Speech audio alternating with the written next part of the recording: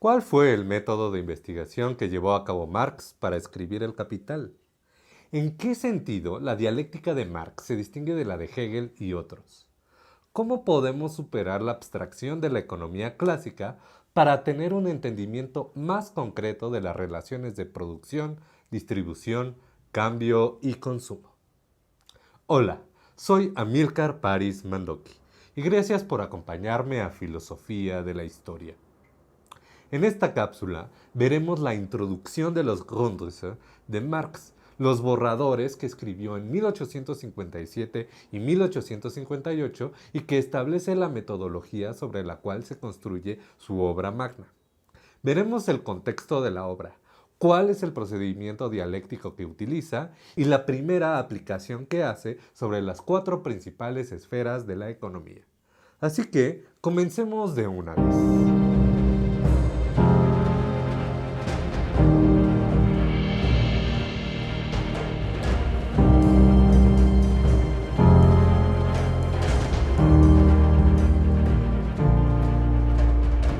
El Manifiesto Comunista es publicado a inicios de 1848 y en el despertar de una revolución que sacude a Europa desde Francia hasta Transilvania. Aunque los detalles de esa revolución los tendré que dejar para otro momento, me limitaré aquí a decir que fue una sacudida de quienes encabezaban el poder en Europa, pero al final las viejas estructuras de poder se volvieron a establecer, aunque a veces con distinta cara. Para los radicales como Marx, esto significó que la Europa continental ya no era un lugar seguro, y muchos tuvieron que huir a Inglaterra, que siempre fue un refugio para todos los exiliados políticos, desde los Borbones y Bonaparte hasta comunistas, liberales y anarquistas. A partir de 1850, Marx comenzará su reclusión en la biblioteca del Museo Británico, en donde aumentará su ya enorme acervo de conocimientos económicos y someterá a crítica las nociones que ya había construido. En este proceso, Marx hará una relectura más profunda de la teoría de David Ricardo, en particular de su teoría del excedente. Además, reconceptualizará los distintos conceptos de la economía política desde la dialéctica hegeliana. Mientras estaba clavado en esto, en 1857 sucedió algo por primera vez que hoy en día ya es cotidiano. Una crisis financiera norteamericana que se convirtió en una crisis económica mundial. Esta crisis también llevó al inicio de otra ya cimentada tradición. Economistas aprovechando el momento para escribir artículos que explican las razones de la crisis. Marx absorberá todo esto y comenzará a escribir explicaciones de lo sucedido y una nueva crítica a la economía política. Lo escrito entre 1857 y 1858, que ahora llamamos Grundrisse, por ser la palabra alemana para manuscritos, iba a terminar como parte de la obra Contribución a la crítica de la economía política. Esta obra quedó sin terminar, pues era demasiado ambiciosa, ya que parecía ser un texto de filosofía de la historia que comenzara desde la producción capitalista. Sin embargo, lo que investigó al final terminó siendo materia para el capital. Los Grundrisse sirven como un punto medio entre la crítica hegeliana y la economía política. Ayudan a trazar las líneas que conectan la visión hegeliana con la crítica del capitalismo, mismas que se mantuvieron obscuras hasta que la obra aparece en su primera edición alemana de 1939. En esta cápsula veremos la introducción, pues aquí es donde Marx describe detalladamente cómo hacer un análisis material desde una perspectiva hegeliana. Sirve para ver con lentes de rayos X al capital y encontrar todos los giros dialécticos que ahí se encuentran escondidos. Puede además servir de guía para realizar un verdadero análisis dialéctico materialista a cualquier fenómeno social. ¿Cuál es la estructura del texto? Marx iniciará con una crítica a lo que llama las Robinsonadas dieciochescas, el erróneo acercamiento a la manera de explicar la economía en el siglo anterior al suyo. Luego, mostrará cómo debe ser el acercamiento a la economía y finalmente explicará la metodología de este acercamiento. Sí, primero aplica la metodología y luego la explica. No me parece un orden óptimo, pero no lo podemos juzgar porque estos son unos manuscritos, entonces nos toca a nosotros ponerles orden. Por ello, y para que se entienda mejor, Yo empezaré por la metodología, incluyendo la crítica a las Robinsonadas, y luego explicaré cómo la aplica. Para entender el método de la economía política de Marx, hay que entender algunos términos hegelianos que usa, así como la manera diferenciada en que los utiliza. Comencemos con la distinción entre lo concreto y lo abstracto. El uso coloquial de estos términos nos lleva a pensar que lo concreto es lo más inmediato, lo que vemos y sentimos, las intuiciones que recibimos, la mesa, la luz, la pared, el libro. A esto normalmente se le opone lo abstracto, que tiene que ver con el pensamiento, las ideas, los conceptos, las relaciones matemáticas, etc. Pero si algo sabemos de Hegel es que le gusta ir en contra del sentido común. Pues para Hegel, todas las cosas que mencioné, todo aquello que ve nuestros sentidos de manera inmediata, son cosas abstractas. ¿A qué me refiero? Les voy a contar una historia. Antes de estudiar filosofía, yo había estudiado ingeniería en sistemas computacionales. Obtuve mi título y trabajé de eso. Me iba bien, soy relativamente bueno programando y hasta tenía un puesto con un nombre todo pretencioso. Además, me gustaba la inteligencia artificial. Tenía ganas de desarrollar algo que tuviera que ver con la interpretación del lenguaje natural. Esto significa que una computadora puede leer un texto escrito por una persona y entender lo que está diciendo. Por ejemplo, si está hablando bien de algo o si está hablando mal. El trabajo pagaba bien y yo era apreciado, pero aunque no conocía el término todavía, estaba yo enajenado. Así que eventualmente tuve una crisis existencial y decidí que quería hacer algo más en la vida, por lo que decidí regresar a la universidad y estudiar una segunda carrera, filosofía. No dejé mi trabajo, pues de alguna manera hay que satisfacer las necesidades animales que nos permiten desarrollar nuestro ser genérico. Así que trabajaba en la mañana y en la tarde iba a la universidad. En cuanto salía de clases iba a la biblioteca a estudiar hasta que cerrara. Cuando entré, procuré no decirle a nadie que había estudiado ingeniería antes. Sospeché que podía levantar ciertos prejuicios. Mis sospechas fueron confirmadas en las clases, pues de vez en cuando algún profesor arremetía en contra de los ingenieros o en contra de los científicos. Y yo disfrutaba contestarles, defendiéndome al mismo tiempo que trataba de no delatarme. Por ahí de mediados de la carrera me seguía yendo bien en el trabajo. De hecho, comencé a trabajar en un proyecto donde iba a ser justo un sistema que analizara el lenguaje natural. Comencé a tomar clase con un profesor muy famoso, mundialmente reconocido, lo que llamamos una vaca sagrada. Con este profesor vimos justo este texto, los Grundrisse, y como yo estoy a punto de hacer, comenzó por explicarnos la diferencia entre abstracto y concreto en Hegel.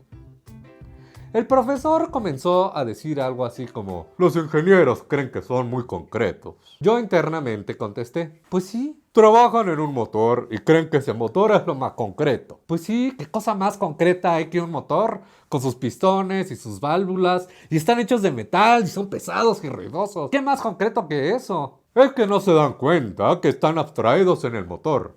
No ven las conexiones ocultas en el motor. ¿Cómo se relaciona con otras cosas? Cuando ven al motor, solo ven al motor, pero no se dan cuenta que el motor es un motor de una demoledora que va a tirar la casa en la que viven.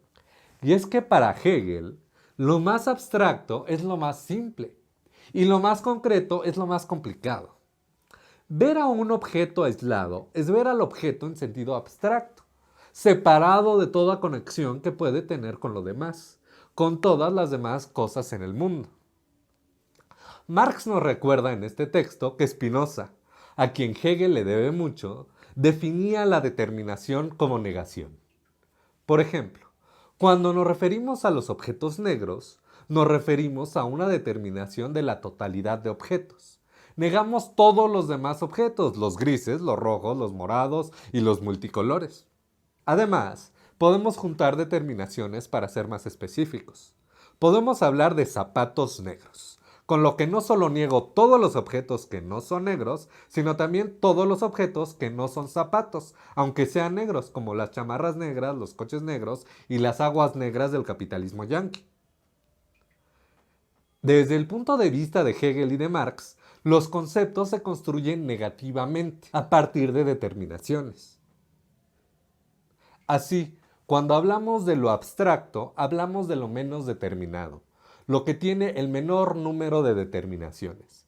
Y cuando hablamos de lo concreto, hablamos de lo más determinado, el conjunto de un mayor número de determinaciones. Por ello, la fenomenología del espíritu es un camino de lo menos determinado a lo más determinado, de lo más abstracto a lo más concreto.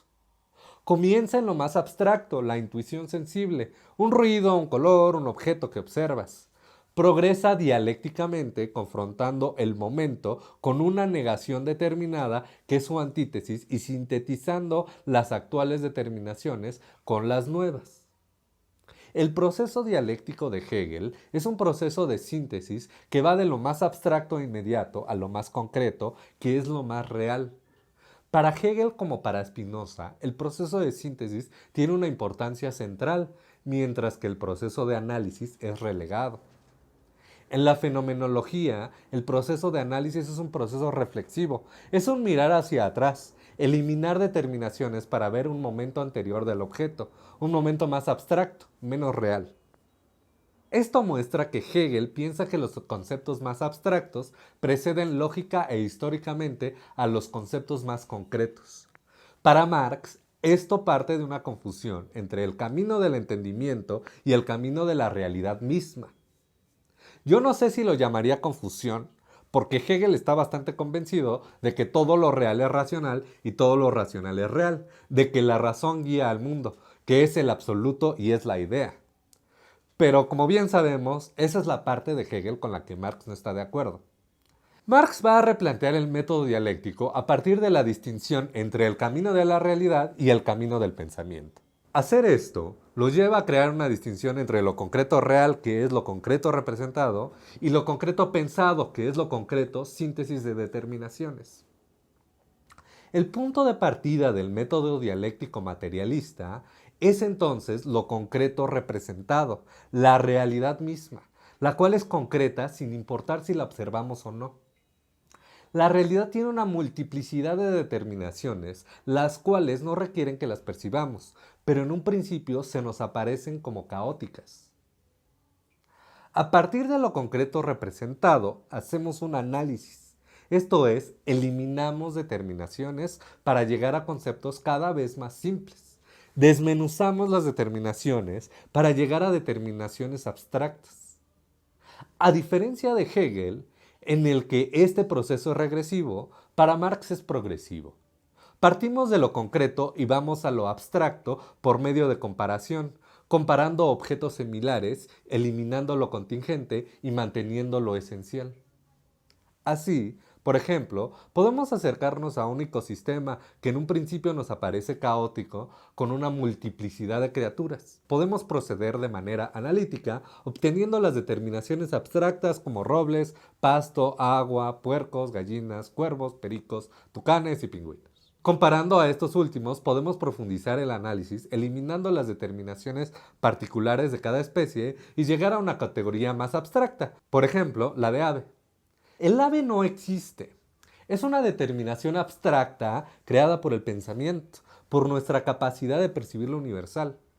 Sin embargo, gracias a ese concepto, podemos entender una serie de criaturas que observamos. Luego del proceso de análisis, cuando tenemos una serie de determinaciones abstractas, sigue el proceso de síntesis. Vemos cómo las determinaciones se determinan entre sí. Vemos cómo las categorías se conectan. Y a partir de ellas podemos construir lo concreto. Pero esto concreto lo construimos en el pensamiento. Es lo concreto como síntesis de determinaciones, una construcción en la mente de lo concreto representado. Continuando con el ejemplo, podemos ver cómo los nidos de las aves interactúan con los árboles, cómo algunos mamíferos cazan, otros son cazados y otros comen plantas. Al entender todas estas determinaciones, podemos construir una visión concreta del ecosistema, pero no es el mismo ecosistema del que partimos. Este nuevo es concreto síntesis de determinaciones. Lo construimos nosotros en el pensamiento. Desde Marx podemos ver que cada una de las especies y organismos preceden lógicamente al ecosistema, pues no podemos entender al todo sin ir entendiendo las partes. Pero eso no significa que lo preceden históricamente, pues como bien sabemos, había ecosistemas antes de que existieran las especies actuales. Sabemos que había ecosistemas cuando rondaban los dinosaurios, y cada una de las especies actuales emergió dentro de un ecosistema. Pero gracias a que podemos entender a las especies actuales y con base en ello a los ecosistemas, podemos entender especies anteriores y ecosistemas anteriores. Así, el paso de lo concreto representado a las determinaciones abstractas, a lo concreto como síntesis de determinaciones, es un proceso epistemológico que establece para Marx un orden lógico, pero no como para Hegel un orden ontológico. Para Marx, el punto final, la totalidad concreta como totalidad del pensamiento, es un producto del pensamiento que es trabajo de elaboración, que transforma intuiciones y representaciones en conceptos. No es, como dice Hegel, un producto de un concepto que piensa y se engendra a sí mismo. Vale la pena mencionar que esto es una nueva iteración de un método que es más viejo que la filosofía, que de hecho la precede. Platón prohibía la entrada a su academia de quien no supiera geometría, porque en la geometría de la Grecia clásica se aprendía el proceso de análisis y el proceso de síntesis.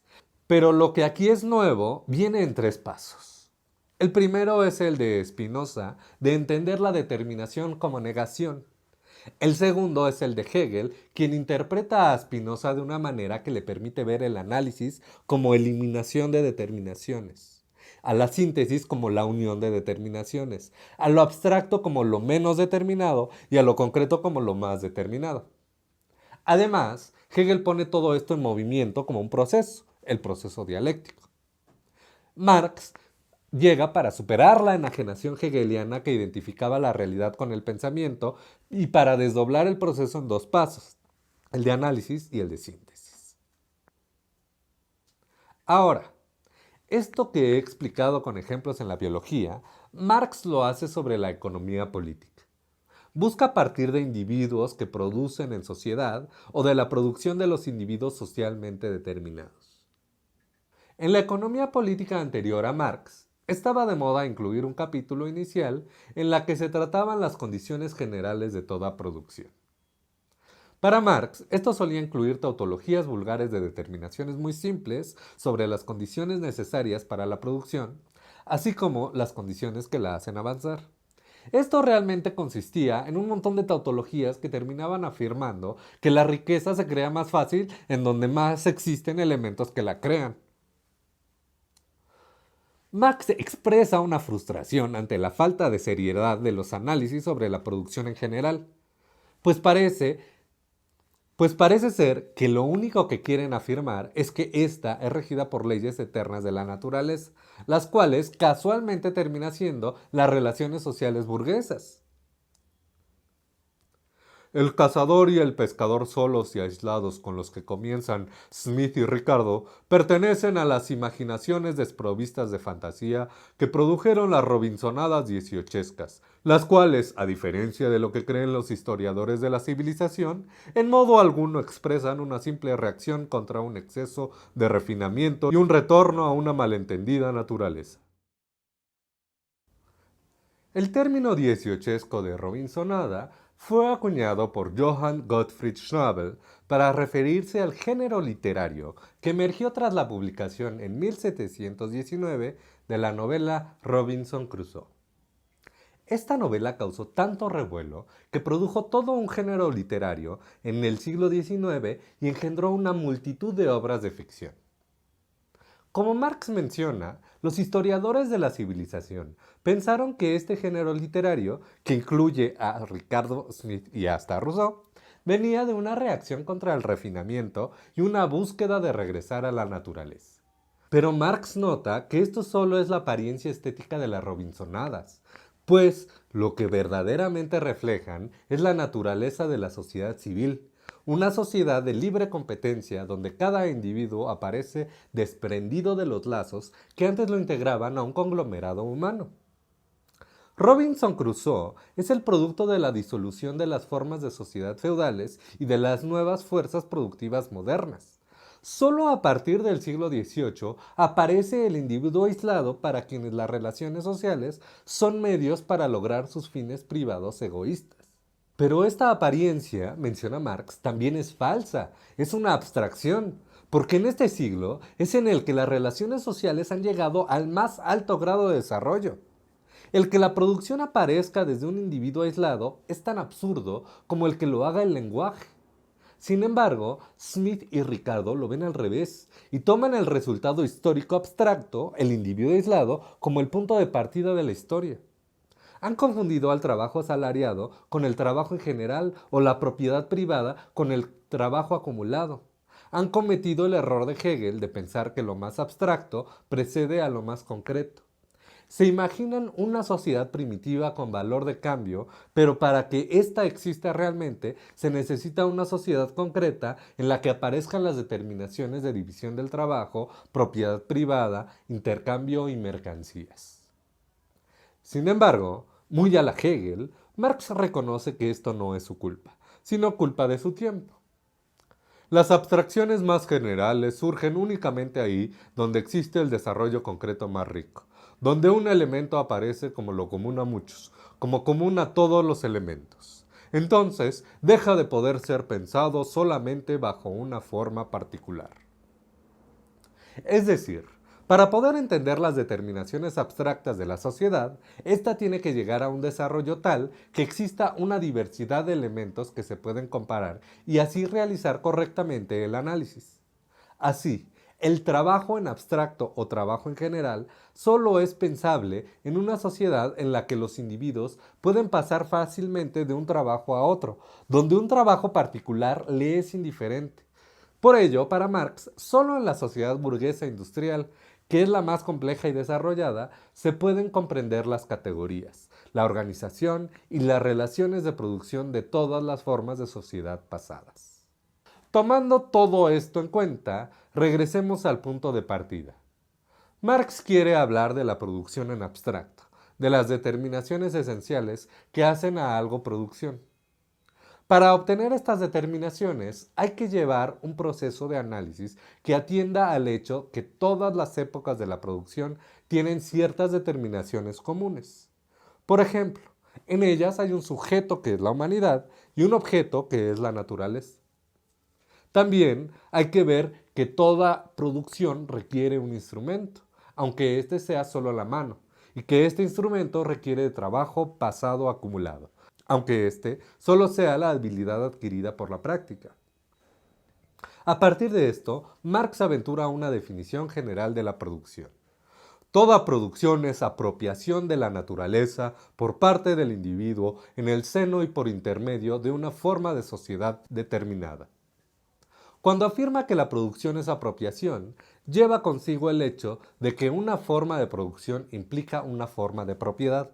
Sin embargo, Marx tiene que llamar la atención a que esto no significa que la producción implique a la propiedad privada.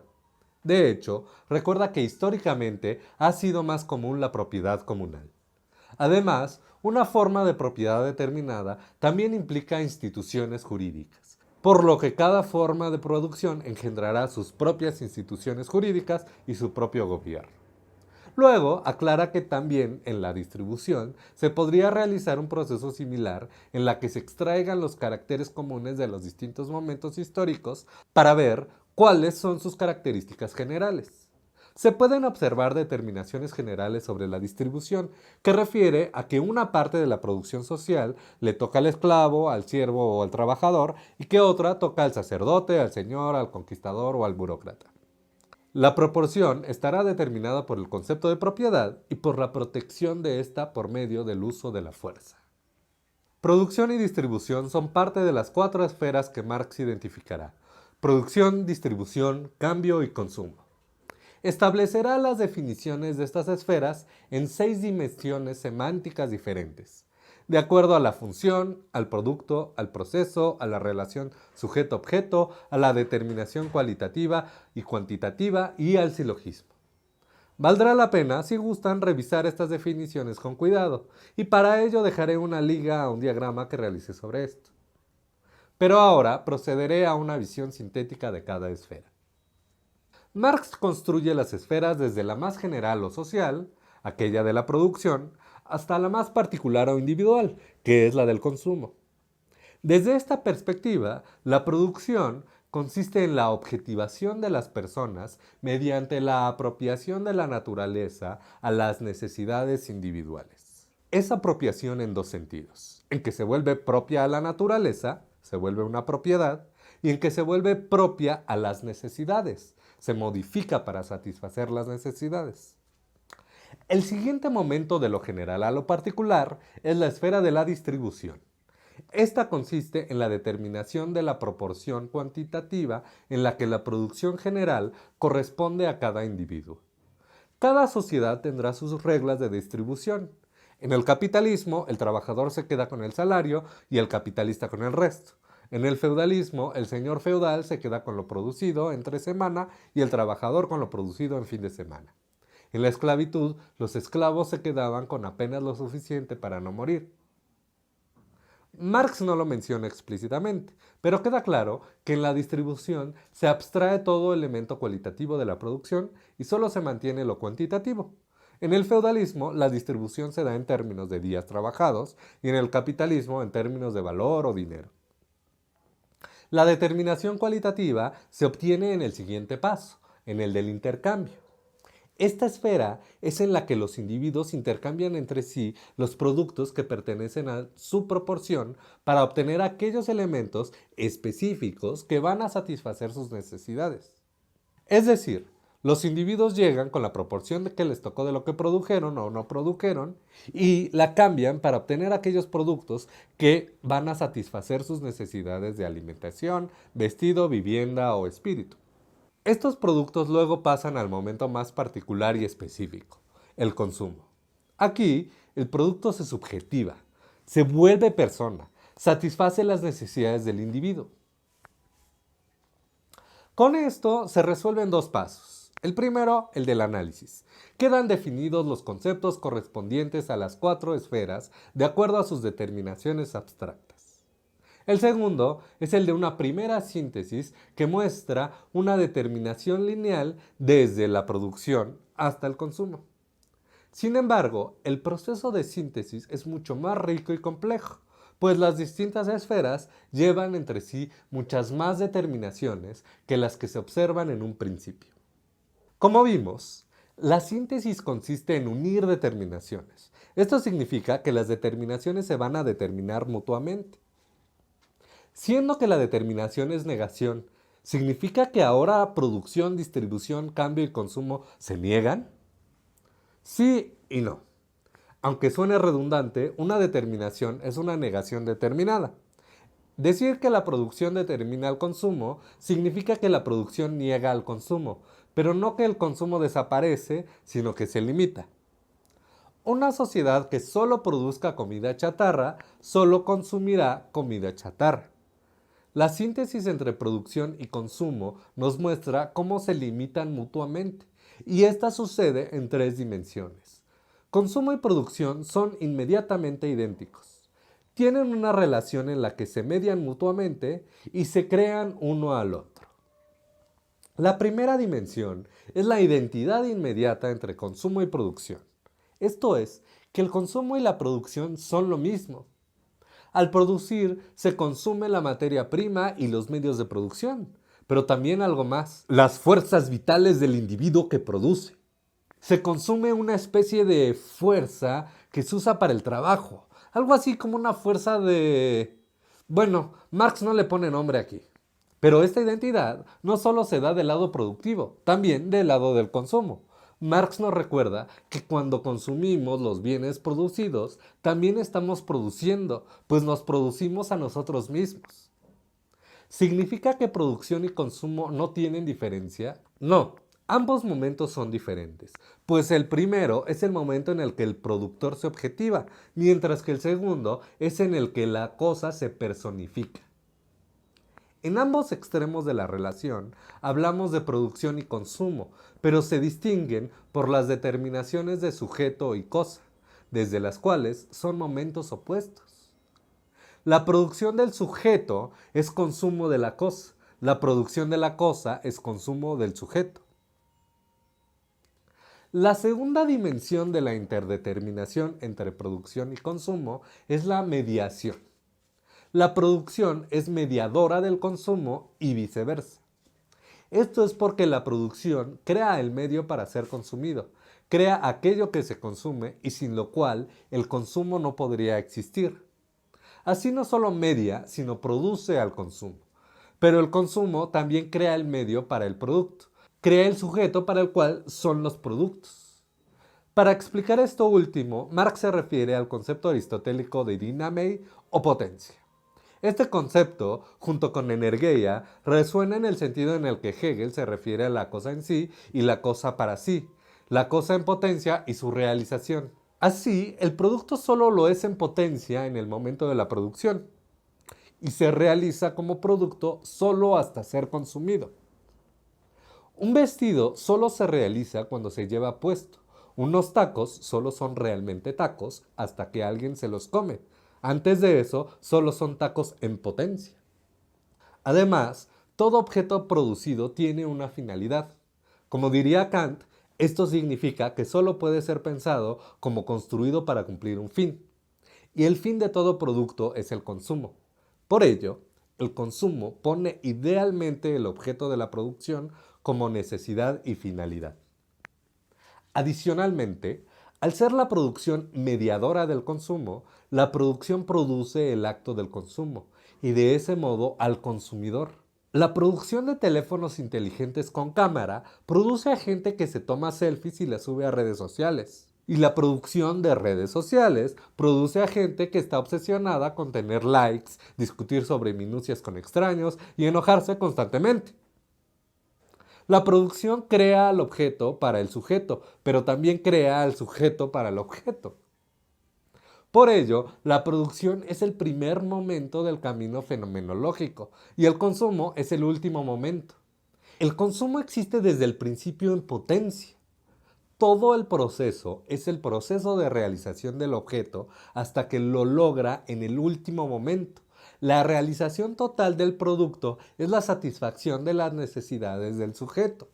Lo siguiente que examinará Marx son las determinaciones entre la esfera de distribución y la esfera de producción. Recordemos que la distribución determina, mediante leyes sociales, la parte de los productos que le corresponden a los individuos. Así, los agentes de la producción se manifiestan en la distribución de una manera determinada socialmente. Por ejemplo, en el capitalismo, el trabajo se manifiesta como salario, la tierra como renta y los medios de producción como capital, ganancia e interés. Pero esta determinación tiene sus raíces en la producción misma. El trabajo es trabajo asalariado y por eso se manifiesta en salario. Las herramientas y materiales son capital, son propiedad privada y por eso se manifiestan en forma de ganancia e interés. La tierra se encuentra separada del capital y del trabajo, por eso se manifiesta como renta. Por ello, en una sociedad dada, los agentes de la producción adquieren su expresión más definida en la esfera de la distribución. Ahora, si han visto las cápsulas de Hegel, ya se saben el truco hegeliano de empezar una oración con parece que y luego aplicarle a lo afirmado la hegeliana, o sea, negarlo. Marx no se quedará atrás y afirmará que parece que la distribución condiciona la posición del individuo dentro de la producción, pues el individuo que no posea capital ni tierra está destinado al trabajo asalariado. Pero el que el capital y la propiedad territorial existan como agentes autónomos de la producción es lo que produce esto. Parece que la distribución es independiente de la producción. La economía política clásica entiende la producción como una realidad eterna y la distribución como una arbitrariedad histórica. Pero, antes de la distribución de lo producido, se encuentra la distribución de los medios de producción. Un modo de distribución de los medios de producción llevará a un modo de distribución de los productos.